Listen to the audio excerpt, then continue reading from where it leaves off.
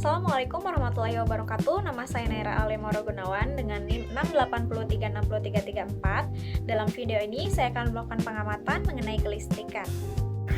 Tujuan dari percobaan ini adalah menunjukkan adanya muatan listrik pada suatu benda akibat yang timbul dari sifat muatan dan memperlihatkan adanya gaya elektrostatika dua buah benda yang bermuatan. Berikut adalah bahan-bahan yang diperlukan. Yang pertama, saya akan menggosokkan plastik dengan baju. Gosokkan beberapa saat, kemudian saya akan dekatkan dengan bola pingpong. Yang terjadi di sini adalah bola pingpong tertarik ke arah plastik. Hal ini karena plastik bermuatan negatif setelah digosokkan dengan baju. Dan yang terjadi, pingpong yang bermuatan netral tertarik mendekati plastik akibat munculnya gaya tarik elektrostatik. Dan selanjutnya, dengan sisir plastik yang digosokkan ke rambut kering. Hal ini menyebabkan terjadinya perpindahan elektron dari rambut ke sisir akibat gesekan yang terjadi. Dan hal ini menyebabkan potongan kertas tertarik menempel pada sisir plastik. Namun, peristiwa ini tidak bertahan lama. Setelah dibiarkan beberapa menit, kertas tidak lagi menempel pada sisir plastik. Hal ini terbukti adanya listrik statis yang ditimbulkan akibat proses gesekan sisir terhadap rambut kering. Selanjutnya, siapkan kain wol, nilon, dan juga plastik. Kemudian, bola pingpong yang sudah diikat pada statif, masing-masing kita gosokkan ke kain wol dan kita amati perubahan yang terjadi. Dan yang terjadi adalah bola pingpong saling menolak karena hasil gosokan kedua bola pingpong dengan kain wol akan menghasilkan muatan yang sama, yang cenderung negatif, sehingga akan terjadi proses tolak-menolak meskipun tolak-menolaknya tidak terlalu keras. Berikutnya, antara bola pingpong dengan plastik dan bola pingpong lainnya dengan kain wol. Di sini juga akan terjadi tolak-menolak karena muatan yang dihasilkan dari plastik dan kain wol cenderung negatif. Berikutnya, antara bola pingpong dengan nilon dan bola pingpong dengan kain wol. Untuk hasilnya, bola pingpong dan kain wol akan menghasilkan muatan negatif dan bola pingpong nilon akan menghasilkan muatan positif. Di sini tampak terjadi proses tarik-menarik.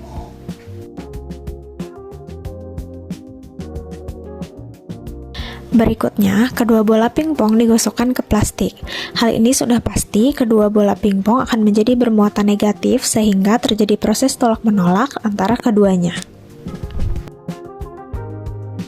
Selanjutnya, kita gosokkan bola pingpong dengan nilon dan satunya lagi bola pingpong dengan plastik. Bola pingpong dengan plastik akan menghasilkan muatan negatif, sedangkan yang dengan nilon akan menghasilkan muatan positif, sehingga yang terjadi tarik-menarik antara kedua bola meskipun tarik-menariknya tidak terlalu kuat. Kesimpulan dari praktikum ini, yang pertama, muatan listrik dapat timbul melalui proses penggosokan yang menyebabkan perpindahan elektron antara dua benda. Yang kedua, gesekan antara benda berbeda menyebabkan terjadinya perpindahan elektron sehingga benda yang digosok menjadi bermuatan listrik statis yang dapat memunculkan gaya elektrostatik. Yang ketiga, benda bermuatan dapat memberikan gaya elektrostatika terhadap benda lain berupa tarik-menarik maupun tolak-menolak. Yang keempat, interaksi muatan mengikuti prinsip bahwa muatan sejenis tolak-menolak dan muatan tidak sejenis tarik-menarik. Percobaan menunjukkan bahwa gaya elektrostatika dapat diamati menggunakan bahan sederhana seperti bola pingpong, wol, plastik, dan juga sisir. Selanjutnya adalah percobaan arus listrik dan tegangan listrik. Tujuan dari praktikum ini adalah menjelaskan aliran arus dalam suatu rangkaian listrik. Yang kedua, menjelaskan pengaruh tegangan terhadap suatu rangkaian. Berikut alat dan bahan yang diperlukan.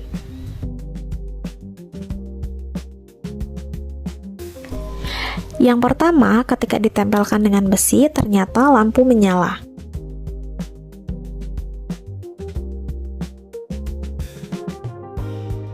Berikutnya, dengan cincin perak dan ternyata lampu juga menyala. Selanjutnya, dengan stainless steel, yang terjadi lampu juga tetap menyala. Selanjutnya dengan uang logam dan juga menyala. Berikutnya kita coba dengan grafit atau si pensil dan itu juga lampu menyala. Hal ini membuktikan bahwa benda-benda yang menyebabkan lampu menyala tadi merupakan konduktor listrik. Selanjutnya kita coba dengan penghapus, lampu tidak menyala. Berikutnya dicoba dengan karton, di sini juga tidak menyala. Lalu dicoba dengan plastik, yang terjadi adalah sama karena benda-benda yang tidak bisa menyalakan lampu itu merupakan benda isolator.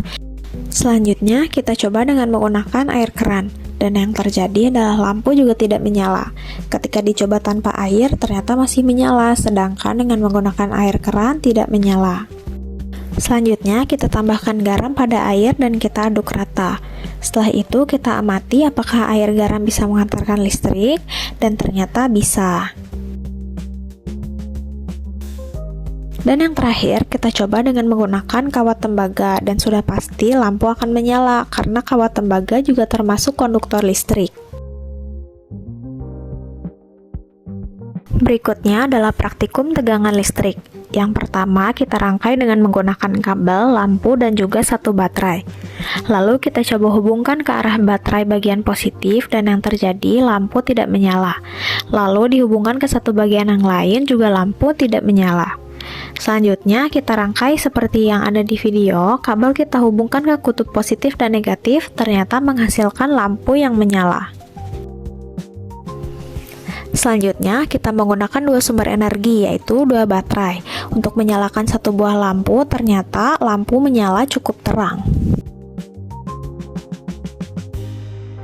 Kesimpulan dari praktikum ini adalah yang pertama, satu baterai 1,5 volt mampu menyalakan lampu namun cahayanya masih redup. Yang kedua, dengan dua baterai yang totalnya adalah 3 volt menyalakan lampu dengan cahaya terang atau normal. Kejelasan lampu berbanding lurus dengan besar tegangan, namun harus tetap disesuaikan dengan spesifikasi lampu agar aman dan efisien.